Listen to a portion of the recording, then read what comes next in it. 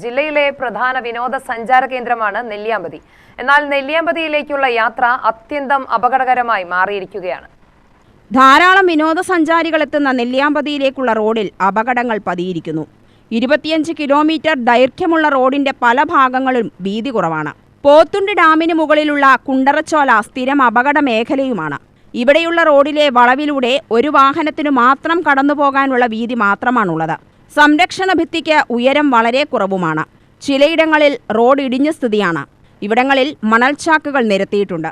അതുപോലെ മരപ്പാലം, ചെറുനെല്ലി, 14 മൈൽ, അയ്യപ്പൻതിട്ട് ഭാഗങ്ങളിലെ റോഡ് വളവിൽ ഒരു വാഹനത്തിന് കഷ്ടിച്ച് കടന്നുപോകാവുന്ന സ്ഥിതിയാണ്.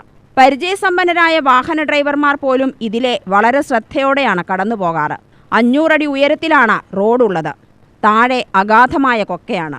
മുൻകാലങ്ങളിൽ KSRTC ബസ്സടക്കമുള്ള വാഹനങ്ങൾ മറിഞ്ഞ അപകടവും ജീവഹാനിയും ഉണ്ടായിട്ടുണ്ട്.